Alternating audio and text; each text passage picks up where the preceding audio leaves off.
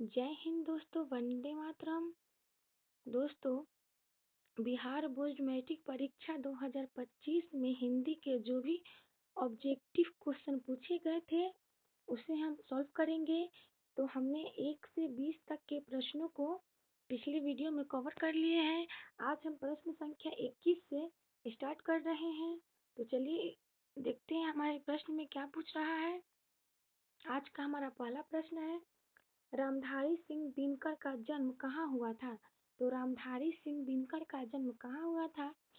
तो बिहार राज्य के बेगूसराय जिले के सिमरिया गांव में रामधारी सिंह दिनकर का जन्म हुआ था। तो इसका राइट आंसर हो जाएगा option number A, Simaria Begusarai Bihar. Next है, किनके पिता एक प्रख्यात पुरातत्ववेत्ता थे। किनके पिता एक प्रसिद्ध विख्यात पुरातत्ववेत्ता थे। तो इसका राइट आंसर हो जाएगा ऑप्शन नंबर ए, सच्चिदानंद हीरानंद वात्स्यायन के पिता एक प्रसिद्ध पुरातत्ववेत्ता थे। नेक्स्ट प्रश्न को देखते हैं। नेक्स्ट क्वेश्चन हमसे क्या कह रहा है। क्वेश्चन नंबर 23 है, एक वृक्ष की हत्या शीर्षक कविता के कवि कौन है। तो एक वृक्ष की हत्या शीर्षक कविता के कवि कुंवर नारायण सिंह है। तो इसका right answer option number D हो जाएगा। अगले प्रश्न को देखते हैं। अगला प्रश्न हमसे क्या पूछ रहा है। अगला प्रश्न है, जीवनानंद दास किस भाषा के सम्मानित कवि हैं। तो जीवनानंद दास किस भाषा के सम्मानित कवि हैं। तो जीवनानंद दास जो थे वो बांग्ला भाषा के सम्मानित कवि थे। तो इसका राइट आंसर हो जाएगा ऑप्शन नंबर बी, बांग्ला भाषा। अगला प्रश्न है, प्रश्न संख्या 25, बीजाक्षर किसकी रचना है। बीजाक्षर किसकी रचना है। तो बीजाक्षर कवित्री अनामिका की रचना है। अनामिका बिहार राज्य के मुजफ्फरपुर जिले की एक प्रसिद्ध कवित्री है। इनका एक रचना है जो हमें 12th में पढ़ना है, वो है पुत्र वियोग। और अक्षर ज्ञान इनका ही रचना है। और बीजाक्षर भी अनामिका की ही रचना है। इसका राइट आंसर हो जाएगा ऑप्शन नंबर ए, अनामिका की। अगला प्रश्न है, रेनर मारिया रिल्के की माता का नाम क्या था। तो रेनर मारिया रिल्के की माता का नाम सोफिया था।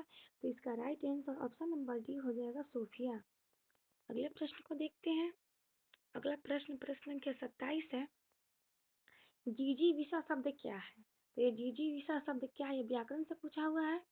तो जीने की इच्छा, जिजीविषा शब्द का अर्थ होता है जीने की इच्छा, यानी कि जीने की लालसा। ऑप्शन नंबर ए में दिया हुआ है, जो इसका राइट आंसर होगा। अगला प्रश्न है, बाबा साहेब भीमराव अंबेडकर का जन्म किस परिवार में हुआ था। तो जैसा कि सबको पता है कि बाबा साहेब भीमराव अंबेडकर का जन्म एक दलित परिवार में हुआ था। इसकी वजह से उनको कितने संघर्षों का सामना करना पड़ा था। तो इसका राइट आंसर है ऑप्शन नंबर सी, दलित परिवार में। नेक्स्ट प्रश्न को देखते हैं। अगला है, महात्मा गांधी का निधन कब हुआ था। तो महात्मा गांधी का निधन 30 जनवरी 1948 ईस्वी को हुआ था। और महात्मा गांधी को किसने मारा था। तो महात्मा गांधी को नाथूराम गोडसे ने गोली चला दी थी और उनकी हत्या कर दी थी गोली मार के। तो इनका निधन का टाइम पूछ रहा है, मतलब वर्ष पूछ रहा है, दिनांक पूछ रहा है। तो इसका राइट आंसर हो जाएगा ऑप्शन नंबर ए, 30 जनवरी 1948। अगला प्रश्न देखते हैं। अगला है, बिस्मिल्लाह खां साहब 80 बरस से प्रार्थना में क्या मांगते थे। तो बिस्मिल्लाह खां साहब 80 बरस से प्रार्थना में वो क्या मांगते थे, सुर मांगते थे, लय मांगते थे अपनी कविताओं के को आकर्षित बनाने के लिए। उनका कविताएं प्रभावशाली हो, आकर्षक हो, इसलिए वो क्या मांगते थे, अल्लाह यानी कि खुदा से क्या मांगते थे, सुर मांगते थे। अगला प्रश्न है, निम्नलिखित में कौन शब्द विसर्ग संधि का उदाहरण है। निम्नलिखित में कौन शब्द विसर्ग संधि का उदाहरण है। तो विसर्ग संधि का उदाहरण है उल्लंघन। उल्लंघन का संधि विच्छेद होगा उत जोड़ लंघन। उत, इसमें त में हलंत है, प्लस लंघन।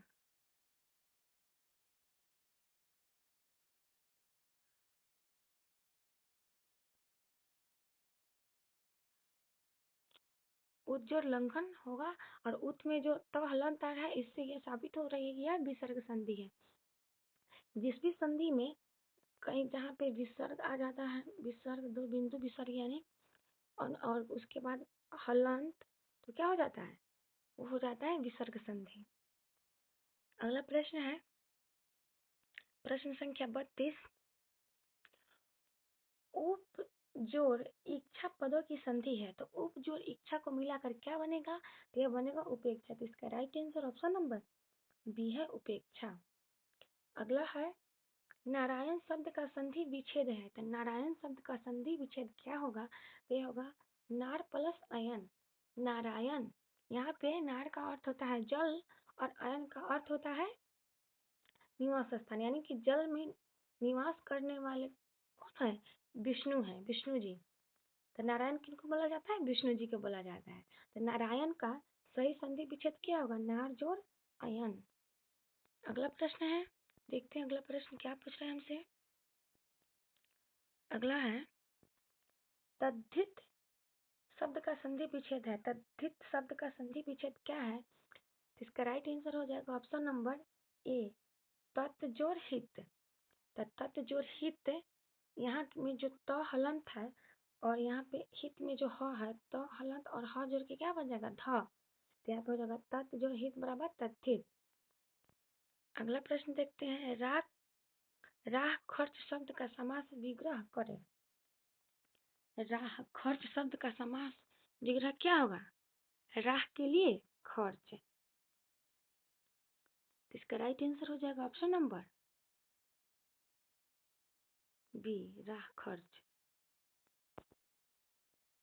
अगले प्रश्न को देखते हैं।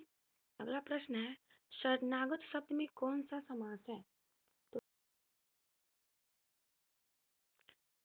शरणागत शब्द में कौन सा समास है, तो चलिए इसको देखते हैं। शरणागत शब्द में कौन समास है, तो इसका पहले हम समास विग्रह करते हैं शरणागत का। तो शरणागत शब्द का समास विग्रह होगा शरण को आगत।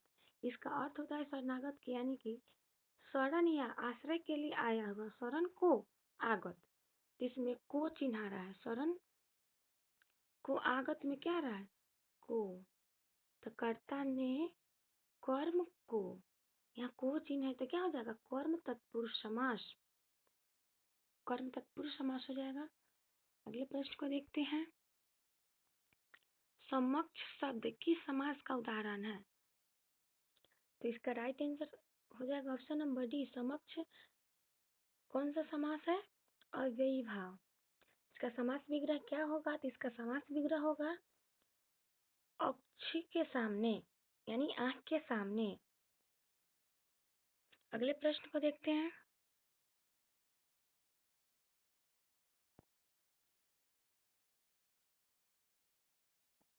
अगला प्रश्न है दोपहर शब्द किस समास का उदाहरण है। तो दोपहर शब्द किस समास का उदाहरण है, तो इसका राइट आंसर हो जाएगा ऑप्शन नंबर डी, द्विगु समास। द्विगु समास में क्या होता है कि जो शब्द संख्यावाचक से शुरू होता है, यानी शब्द के पहले संख्यावाचक शब्द जुड़ा होता है। दोपहर में क्या, दो जुड़ा है, दो, तो हो जाता है द्विगु समास। जैसे कि हो गया चौराहा, त्रिकूट, ये सब क्या है, चौराहा हो गया संख्यावाचक शब्द से शुरू हो रहा है। पंचवटी, ये सब कौन सा समास हो, द्विगु समास। अगले प्रश्न को देखते हैं। अगला प्रश्न है गर्दन पर सवार होना मुहावरे का अर्थ है। तो गर्दन पर सवार होना मुहावरे का अर्थ है पीछा न छोड़ना, यानी कि परेशान करना, पीछा नहीं छोड़ना। इसका राइट आंसर हो जाएगा ऑप्शन नंबर बी, पीछा न छोड़ना। नेक्स्ट प्रश्न को देखते हैं। नेक्स्ट है होनहार बीरवान के होत चिकने पात। होनहार बीरवान के होत चिकने पात लोकोक्ति का अर्थ है। इसका अर्थ है होनहार के लक्षण क्या होता है, पूर्व से ही दिखाई देने पर लगते हैं। इसका राइट आंसर हो जाएगा ऑप्शन नंबर सी, होनहार के लक्षण पहले से ही दिखाई पड़ने लगते हैं। अगला प्रश्न को देखते हैं। अगला है सुमित्रा नंदन पंत किस वाद के कवि है। तो सुमित्रा नंदन पंत किस वाद के कवि है, इसका राइट आंसर हो जाएगा ऑप्शन नंबर ए, छायावाद। अगले प्रश्न को देखते हैं। अगला प्रश्न क्या है? अगला प्रश्न हमसे पूछ रहा है हिरोशिमा शीर्षक पाठ के रचनाकार है। तो हिरोशिमा शीर्षक पाठ के रचना कौन है? तो इसके रचनाकार है अज्ञेय। अज्ञेय का पूरा नाम क्या है? तो अज्ञेय का पूरा नाम है सच्चिदानंद हीरानंद वात्स्यायन अज्ञेय। अगले प्रश्न को देखते हैं। अगला प्रश्न हमसे क्या पूछ रहा है? अगला प्रश्न है निम्न में कौन कवि आदिवासी लोक कविताओं के भी अनुवादक है? तो निम्न में कौन कवि आदिवासी लोक कविताओं के भी अनुवादक है? तो वीरेंद्र डंगवाल ऐसे कवि हैं जो आदिवासी लोक कविताओं का अनुवाद करते थे। इसका right answer option number C Virendra Dangwal. अगले प्रश्न को देखते हैं। अगला प्रश्न है नेमत शब्द का अर्थ क्या है? नेमत शब्द का अर्थ क्या है? तो नेमत शब्द का अर्थ क्या है? इसका राइट आंसर हो जाएगा ऑप्शन नंबर सी ईश्वर की देन। नेमत शब्द का राइट आंसर क्या होगा? ईश्वर की देन, ईश्वर की देन। अगले प्रश्न को देखते हैं। प्रश्न संख्या 45 है उदात्त शब्द का अर्थ क्या होगा? तो उदात्त शब्द का अर्थ हो जाएगा क्या? उन्नत। तो हमारा राइट आंसर हो जाएगा ऑप्शन नंबर बी उन्नत। अविकसित नहीं होगा, कौशल नहीं होगा, विनाशक नहीं होगा। तो इसका राइट आंसर हो जाएगा ऑप्शन बी उन्नत। उदात्त का अर्थ होता है ऊपर, उठा हुआ, ऊंचा, उत्कृष्ट, महान। अगले प्रश्न को देखते हैं। अगला प्रश्न है सयानप शब्द का अर्थ है। सयानप शब्द का अर्थ क्या है? तो सयानप शब्द का अर्थ है चतुराई। इसका राइट आंसर हो जाएगा ऑप्शन नंबर सी चतुराई। नेक्स्ट प्रश्न को देखते हैं। गुरु नानक को किस मुगल सम्राट से मुलाकात हुई थी? तो गुरु नानक को किस मुगल सम्राट से मुलाकात हुई थी? तो इसका राइट आंसर हो जाएगा ऑप्शन नंबर बी हुमायूं से।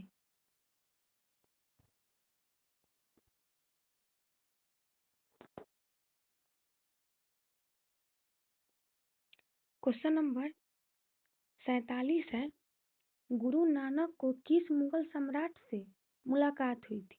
तो गुरु नानक को किस मुगल सम्राट से मुलाकात हुई थी? तो इसका राइट आंसर हो जाएगा ऑप्शन नंबर ए बाबर से। गुरु नानक जो कि सिख धर्म के संस्थापक कहे जाते हैं, इनकी मुलाकात किस मुगल शासक से हुई थी? तो बाबर से। कहा जाता है कि बाबर ने भी इन्हें भी कैद कर लिया था। बाद में क्या हुआ कि गुरु नानक की भाषणों से, विचारों से बाबर प्रभावित हुए। अगला प्रश्न है हाटक मैं देखूं भरा बसे अंग्रेजी माल पंक्ति के कवि कौन है? क्या लिखा हुआ है क्वेश्चन नंबर 48 में? हाटक मैं देखूं भरा बसे अंग्रेजी माल पंक्ति के कवि कौन है? तो इसके कवि कौन है? तो इसके कवि हैं प्रेमखंड। इसका राइट आंसर हो जाएगा प्रेमखंड। प्रेमखंड का पूरा नाम क्या है? इसका जवाब आप कमेंट में जरूर दीजिएगा। अगले प्रश्न को देखते हैं। हस्तलिपि किसे कहते हैं? तो हस्तलिपि किसे कहते हैं? तो इसका राइट आंसर हो जाएगा हाथ से लिखी व्यंजन को क्या कहते हैं? लिखावट। व्यंजन नहीं, लिखावट को हाथ से जो हम लिखते हैं उसे क्या कहते हैं? हस्तलिपि कहते हैं। इसका राइट आंसर हो जाएगा ऑप्शन नंबर डी हस्तलिपि का मतलब हाथ की लिखावट। अगले प्रश्न को देखते हैं। प्रश्न संख्या 50। 50 हमसे क्या पूछ रहा है? 50 है साक्षी यानी कि साक्षी शब्द का अर्थ है। तो साक्षी या साक्षी शब्द का क्या अर्थ होता है? तो यह होता है गवाही। तो इसका राइट आंसर हो जाएगा ऑप्शन नंबर सी गवाही। अगले प्रश्न को देखते हैं। अगला प्रश्न है 51 नंबर नौकर की कमीज किसकी रचना है? तो नौकर की कमीज किसकी रचना है? तो इसका राइट आंसर हो जाएगा option number D Vinod Kumar Shukla. Vinod Kumar Shukla की रचना है नौकर की कमीज। अगले प्रश्न को देखते हैं। अगला प्रश्न हमसे क्या पूछ रहा है? अगला प्रश्न है अभिनय में साथ रहकर लगभग 30 लगभग 30 संयुक्त कविताएं लिखी थी। तो कौन लिखी थी? अब इनमें में साथ रहकर लगभग 30 संयुक्त कविताएं तो ये लिखे थे आंद्रे ब्रेंता, रेने शॉ और पाल एलुआर ने। इसका राइट आंसर हो जाएगा ऑप्शन नंबर डी। अगला प्रश्न है पंडित बिरजू महाराज ने गांडा किससे बंधवाया? तो पंडित बिरजू महाराज ने गंडा किससे बंधवाया? तो बाबूजी से बंधवाए थे। इसका राइट आंसर हो जाएगा ऑप्शन नंबर बी, बाबूजी। इनके बाबूजी का क्या नाम था इसे कमेंट में जरूर लिखिएगा। अगले प्रश्न को देखते हैं। अगला प्रश्न है प्रश्न संख्या 54, परंपरा का मूल्यांकन शीर्षक पाठ के लेखक कौन है? तो परंपरा का मूल्यांकन शीर्षक पाठ के लेखक कौन है? तो ये है रामविलास शर्मा। इसका राइट आंसर हो जाएगा ऑप्शन ए, रामविलास शर्मा।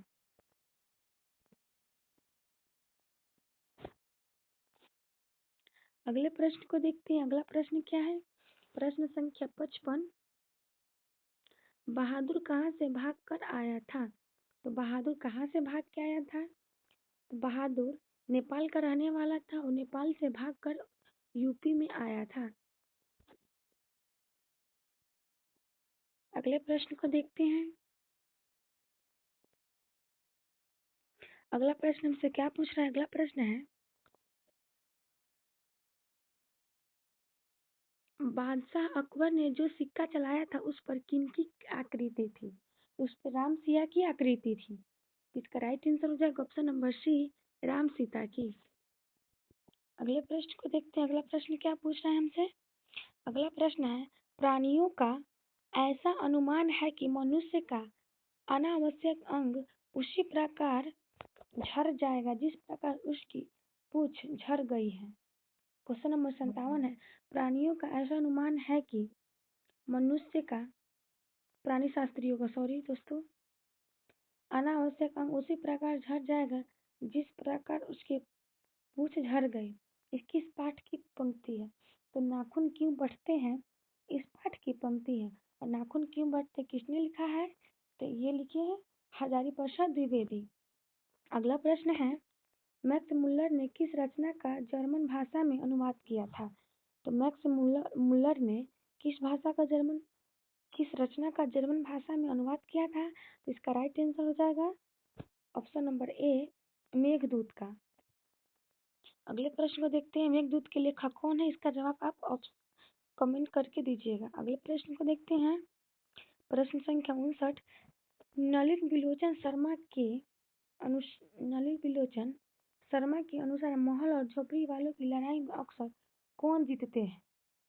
तो उनके अनुसार महल वाले और झोपड़ी वालों की लड़ाई में अक्सर महल वाले जीतते हैं, लेकिन वहां पे उस पाठ में झोपड़ी वाला जीतता है। अगला प्रश्न है प्रश्न संख्या 60, धरती कब तक घूमेगी शीर्षक पाठ की नायिका कौन है? तो धरती कब तक घूमेगी शीर्षक पाठ की नायिका कौन थी? तो ये सीता थी। तो इसका राइट आंसर हो जाएगा ऑप्शन नंबर डी, सीता। ये वर्णिका से पूछा गया है। दोस्तों यहीं तक मैं वीडियो स्टॉप करती हूँ। इससे अगला वीडियो है वो क्या करूँगी अगले पार्ट में बनाऊंगी। जैसा कि आप सबको पता है कि मेरा एक छोटा सा बाबू है जो अभी 2 महीना का ही हुआ है, हमेशा परेशान करते रहता है, इसलिए मैं रेगुलर वीडियो भी नहीं बना पाती हूँ। और जब कभी बनाने बैठती हूँ तो उधर से उसकी चिल्लाहट हो जाती है और बुलाहट आ जाती है कि बच्चा को संभालना है। तब तक के लिए थैंक यू।